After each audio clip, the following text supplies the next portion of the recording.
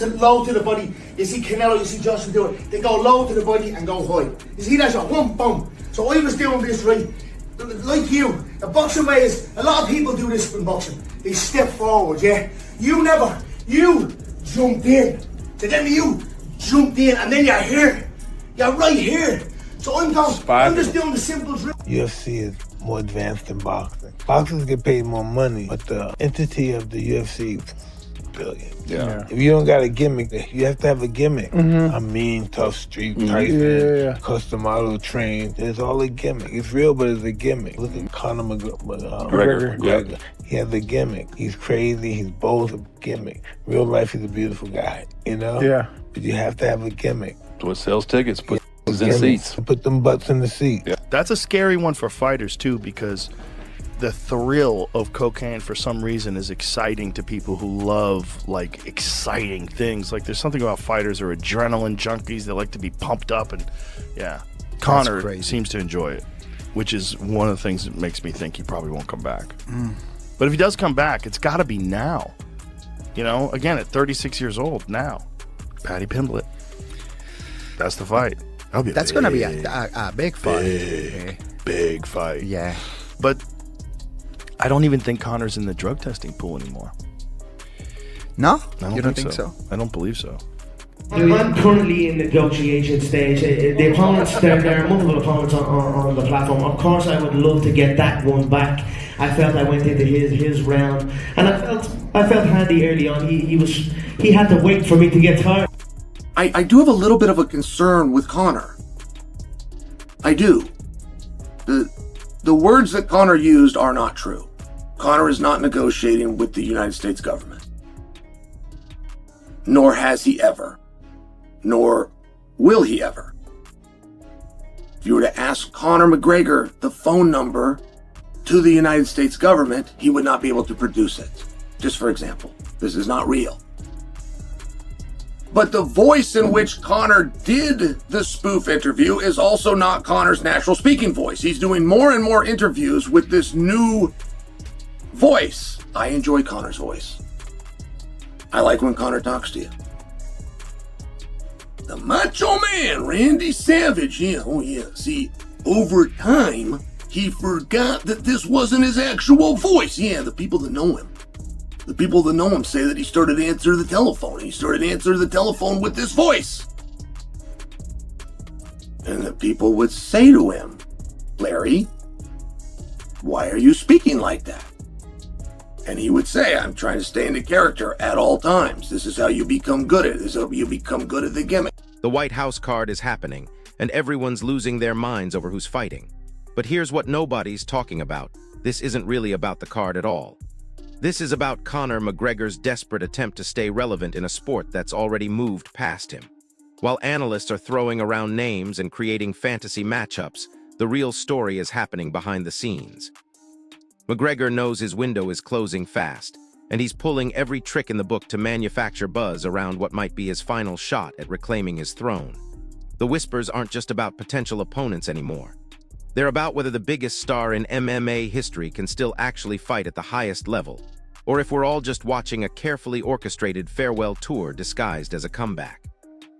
At the end of the day, you know, people keep talking about the belts and whatever and this and that, and you know, this guy's gonna fight. They're saying that he can fight Floyd. He's getting ready for Floyd or whatever, and I think the division has moved on. You know, this whole Floyd Mayweather talk and him making 50 mil or 75 mil, whatever the talk is, like, would you guys come back to MMA after a fight like that? Like, you know, like, this guy, you know, Conor should be proud. You know, everybody tells us, oh, he's a champ, blah, blah, blah. Like, he should be proud, you know? Conor was a champ, you know? He should hold his belt up high and proud, you know? And at the end of the day, he's the 2015 champ, you know? This is 2 years later already. And he never ever once talked about defending the 45 belt ever. Not ever. He not ever once talked about it. He talked about defending the 55 belt more than the 45. That's exactly why Daniel Cormier dropped a bombshell that nobody wanted to hear. DC didn't hold back when he suggested that McGregor's legendary hunger might be completely gone. Think about it. After banking over $100 million from the Mayweather circus, plus whatever astronomical figure he pulled from that Khabib disaster, plus his whiskey empire making him generationally wealthy, What's left to prove? Cormier specifically pointed to that Khabib fight as the smoking gun. It wasn't just that McGregor lost, it's that he looked completely helpless once the fight hit the ground. Khabib represented a level of grappling that McGregor had never faced before, and when the moment came to adapt to show that championship heart, he crumbled. DC's theory is brutal but simple. When you've made more money than you can spend in 3 lifetimes, that primal need to fight, to suffer, to push through adversity, it just evaporates. And without that hunger, all the technique in the world won't save you from killers who are still starving for success.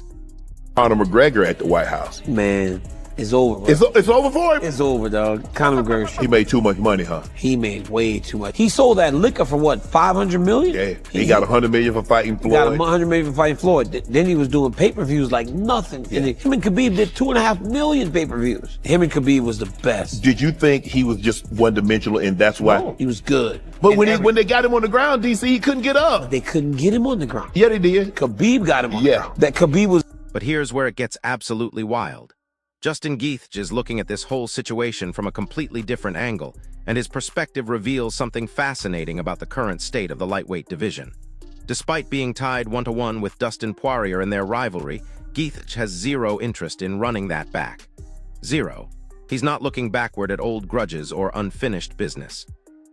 He's laser-focused on what he sees as the biggest opportunity of his career, a potential showdown with McGregor on the most historic stage in combat sports history. For Gaethje, this isn't about settling scores or proving points. This is about stepping into a moment that could define not just his legacy, but the entire trajectory of his post-fighting life. He understands something that a lot of fighters miss.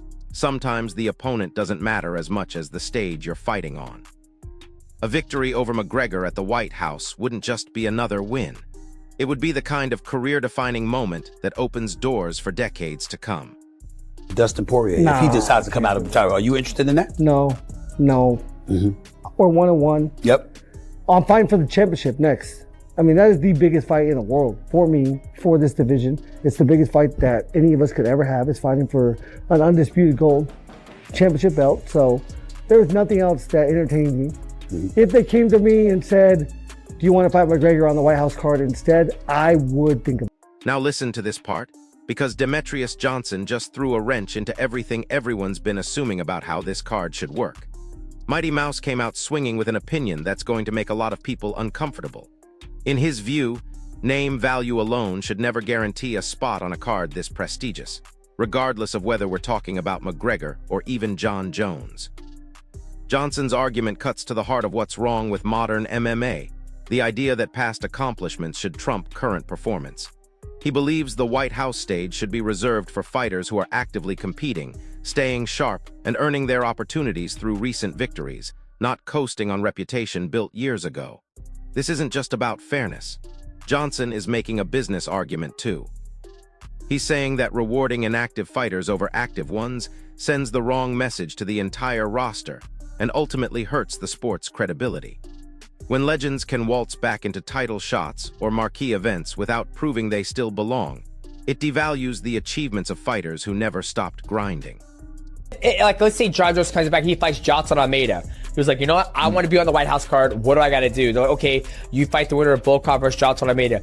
Bet. And then he beats Johnson Almeida. And then it's okay, perfect. You're going to fight the winner of XYZ on the White House. Perfect. I'm all for it. But I just don't like when somebody's iced, sitting there chilling. They get to pick and choose what they do. Maybe they earn that right. I have no idea, right? But for me, I want to see guys who are putting the fucking, rubber to the pavement. Whether in all the accomplishment John Jones has done, it's amazing. I'm not denying that. I'm just saying that if we got guys who are on the roster who are fucking fighting their asses off, they should have the first dibs to get on the White House. Even for Conor, we don't need his ass on the White House, right? But I know him and Donald Trump, they got some good things going. But I just don't want to see other athletes miss out on an opportunity. And get this. Chael Sonnen completely demolished the entire narrative around McGregor's supposed government negotiations. Sonnen, who knows a thing or two about selling fights and creating narratives, called the whole thing an elaborate performance designed purely for headlines. But here's what's really interesting about Chael's analysis. He pointed out that in recent interviews, McGregor doesn't even sound like himself anymore. The accent seems more exaggerated, the personality more cartoonish, like he's playing a character rather than just being himself. Sonnen compared it to professional wrestling, where performers can get so deep into their personas that they lose track of where the character ends and the real person begins. This raises a terrifying question. Has McGregor been playing Conor McGregor for so long that he's forgotten who he actually is? Because when fighters start believing their own hype to that degree, when they can't separate the marketing from reality, that's when careers don't just end badly. They end catastrophically. I do have a little bit of a concern with Conor. I do. The words that Conor used are not true. Conor is not negotiating with the United States government. Nor has he ever. Nor will he ever. If you were to ask Conor McGregor the phone number to the United States government, he would not be able to produce it. Just for example, this is not real. But the voice in which Conor did the spoof interview is also not Conor's natural speaking voice. He's doing more and more interviews with this new voice. I enjoy Conor's voice. I like when Conor talks to you. The Macho Man, Randy Savage, yeah, oh yeah. See, over time, he forgot that this wasn't his actual voice. Yeah, the people that know him. The people that know him say that he started to answer the telephone. He started to answer the telephone with this voice. And the people would say to him, Larry, why are you speaking like that? And he would say, I'm trying to stay into character at all times. This is how you become good at it. This is how you become good at the... Here's the kicker, though. Khabib's real concern isn't about McGregor's persona or his government claims. It's about the fundamental disconnect between the promises being made and what's actually possible in the real world. The idea of special government perks, of grand national symbolism tied to a fight at the White House, none of that exists in the way it's being presented to fans. And while Khabib absolutely remains the sport's biggest draw, consistently commanding the largest purses because of the global attention he brings, Nurmagomedov questioned the entire concept of framing an Independence Day spectacle around a non-American fighter. But the real danger, according to Sonnen, isn't the spectacle itself. It's what happens when any performer starts truly believing the larger-than-life persona they've created. When you can't tell the difference between the character you play and who you actually are, you make decisions based on fantasy rather than reality. And in fighting, that kind of delusion doesn't just lose you fights. It can destroy your life. I'll tell you, it's a little bit concerning for me, only from the perspective of the things that Conor has put out is impossible to match. There is no 100 golden visas. There is no significance to Conor fighting at the White House. Like, that's not an American. Just for example, he is the biggest draw in the sport. Conor always gets the biggest paycheck. He gets that because he brings in more eyes than anybody. But if his plan is to come out and vocally, through the media, let it be known that all the stops are being pulled on America's Independence Day for somebody who is not an American, it's not a good look. He's creating a scenario that can't happen. And as long as he knows this is a character performing, much like this new speaking voice that he's developed, if he's out there just working, we've got no problem. The problem only becomes if and when he marks out for his own gimmick, which most guys eventually do, because we... But wait, it gets even more intense. Nurmagomedov McGregor tied everything directly back to what really matters, whether Sonnen can still compete with elite fighters. While Khabib acknowledged that a crowd-pleasing fight against someone like Cowboy Cerrone might make McGregor look good and sell massive pay-per-view numbers, he emphasized that the real measure of McGregor's current ability is whether he can hang with names like Dustin Poirier, Islam Makhachev, Charles Oliveira, or Justin Gaethje. For Khabib, the White House isn't just another money grab or attention-seeking spectacle. It's a proving ground, a crucible that will definitively answer whether McGregor's prime fighting years are behind him or if he can still perform at the apex of the sport. In Khabib's uncompromising view, the chosen matchup will determine whether Conor remains a legitimate top-tier contender or merely becomes a captivating headline who can no longer back up the trash talk with actual performance inside the octagon? It depends you fight with who. If you're gonna fight with Cowboy Cerrone, you're gonna look good. You're gonna be like lion. But if you're gonna fight like guys who on the top, who really best in the world, like Dustin Poirier, like this fight gonna show your level. You know, okay, fight with Cowboy or like these fights, be lion and that's it, make money. This is smart. But if you wanna become champion, if you wanna fight like Beneil, Islam, Charles, Dustin Poirier, Justin Gaethje, these guys lions, you know? These guys gonna show your level. And then, as if this landscape wasn't already explosive enough, Manny Pacquiao threw his hat into the ring with a proposal that nobody saw coming. The legendary boxer wants a White House showdown with McGregor himself, and this isn't just some random callout. For Pacquiao, this represents both a personal test and a clear nod to his connection with Khabib McGregor's.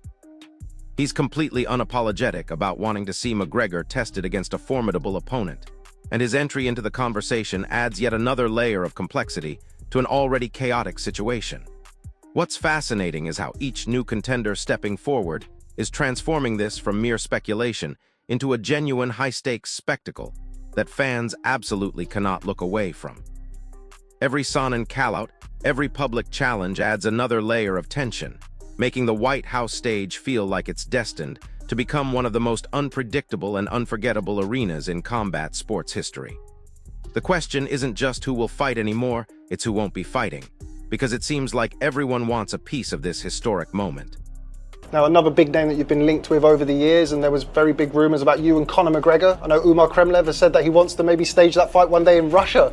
Do you think that would ever happen, you boxing Conor McGregor, or you having a crossover fight with Conor McGregor? Oh yes, that's possible also with Conor McGregor. Depends, but as long as I can still fight. And then just final one from me, similar to Conor McGregor, have Khabib Nurmagomedov, who is of course a massive star in MMA and undefeated fighter. If you had the choice between fighting Conor McGregor and Khabib Nurmagomedov, who would you fight and why? McGregor. And why would it be McGregor and not Khabib? Too much.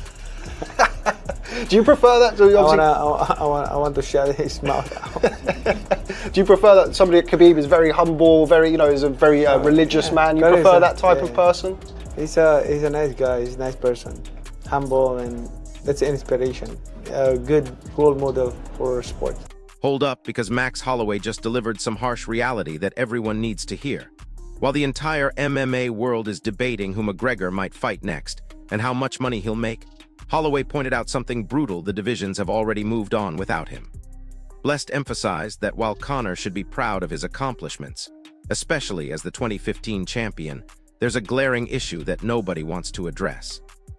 McGregor has never seriously discussed defending his 145-pound title, instead always focusing on the 155-pound belt and bigger paydays. For Max, the message is crystal clear. It's time to close that chapter and let the sport maintain its forward momentum.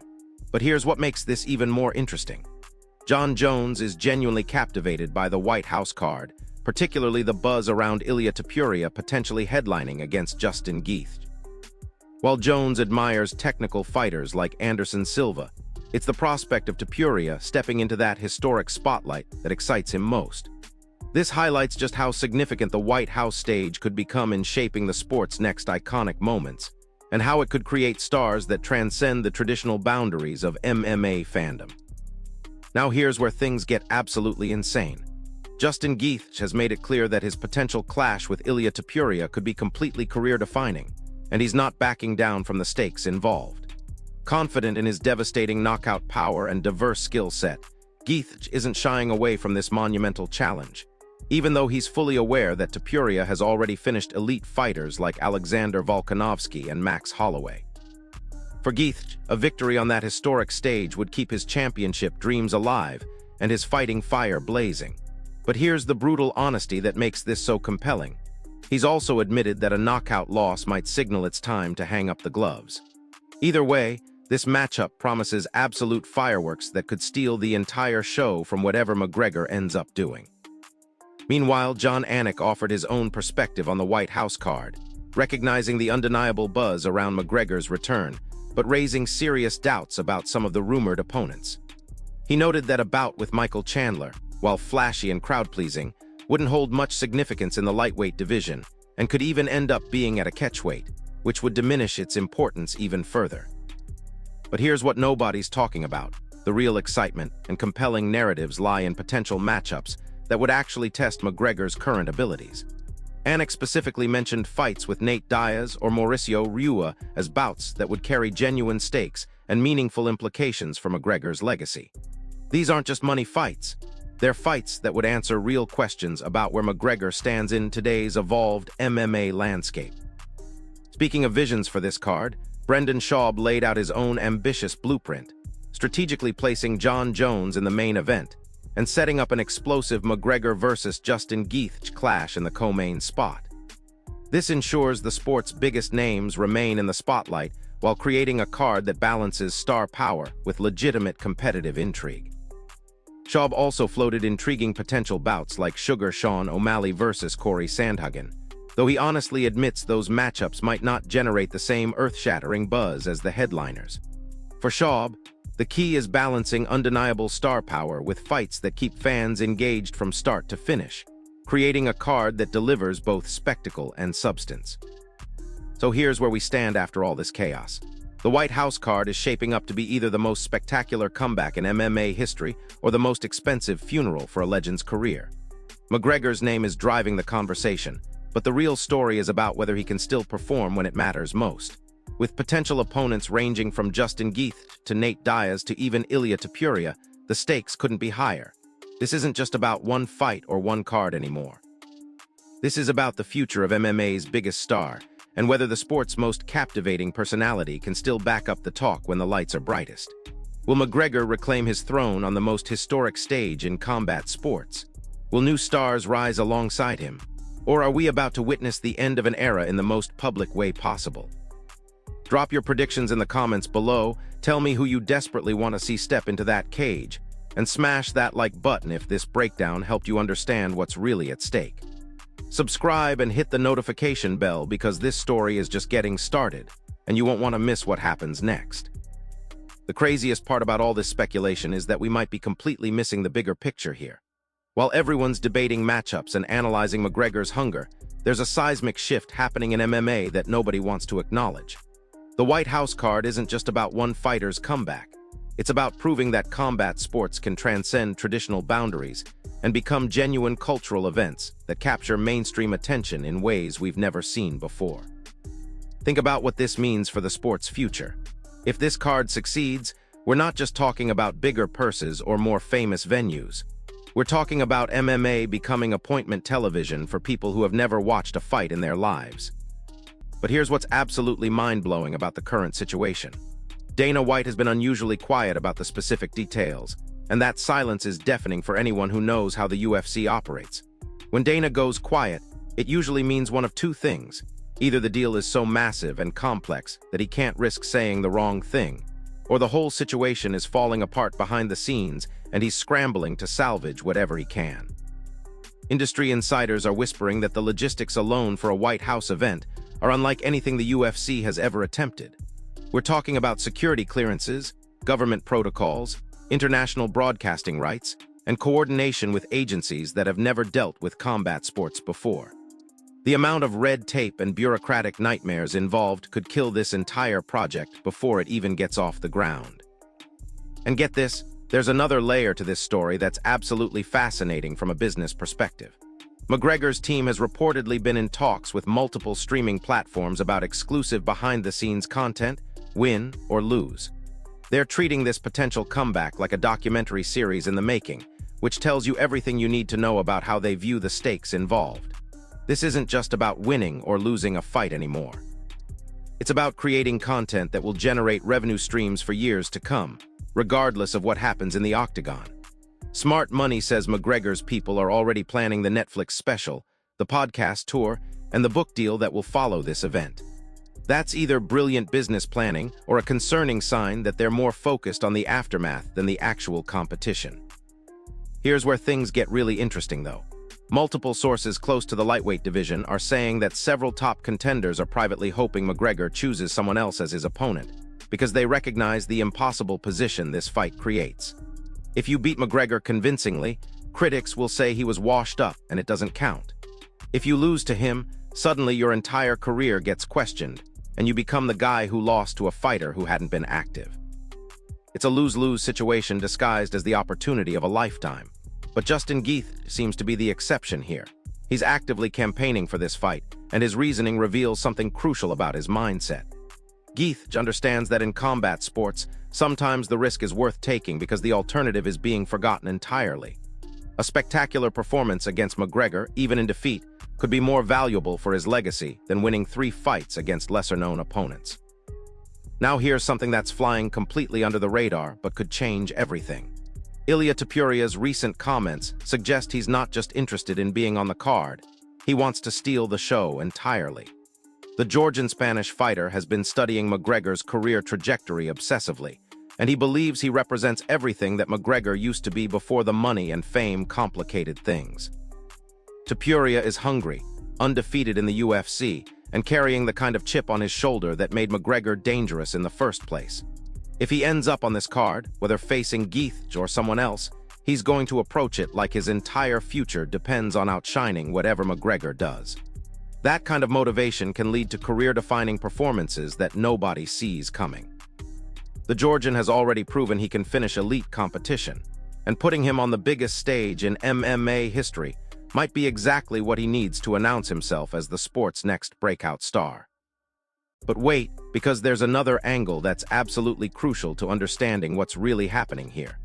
The timing of this entire White House card conversation coincides perfectly with some major shifts in the UFC's business model. With ESPN's contract up for renegotiation and streaming platforms throwing around ridiculous money for exclusive content, the UFC needs a proof-of-concept event that demonstrates they can deliver audiences that transcend traditional MMA demographics. A White House card featuring McGregor isn't just a fight card. It's a pilot program for the future of combat sports entertainment. If they can pull off an event that captures mainstream attention and delivers massive viewership numbers, it opens the door for similar spectacle events that could revolutionize how we think about where and when fights happen. Imagine championship fights at historic landmarks, beach venues, or even international locations that have never hosted professional MMA before. The ripple effects of this potential card are already being felt throughout the entire industry in ways that most fans don't even realize. Managers are repositioning their fighters' career timelines, hoping to capitalize on whatever new opportunities emerge from this event's success or failure. Sponsors are holding back major investment decisions until they see how this plays out, because the marketing potential of associating with a successful White House event could be unprecedented. Even fighters who have no chance of being on this specific card are adjusting their training camps and fight schedules, hoping to ride the wave of increased attention that could follow. The entire ecosystem of MMA is basically holding its breath, waiting to see if this ambitious vision becomes reality or crashes and burns in spectacular fashion. And here's the kicker that nobody wants to talk about. What happens if McGregor looks absolutely terrible? What if the layoff, the lifestyle, and the accumulation of damage from his most brutal fights have taken a toll that no amount of training camp can overcome? The UFC has built their biggest spectacle around a fighter who might not be able to deliver the performance that justifies the hype. But here's what's fascinating about that scenario. It might not even matter for the business side of things. McGregor's drawing power has transcended his actual fighting ability to such a degree that even a poor performance could generate massive numbers if the event itself is spectacular enough. The real question becomes whether the UFC is comfortable potentially damaging McGregor's mystique for the sake of one historic event, or if they're confident that his star power is now completely separated from his actual performance inside the octagon.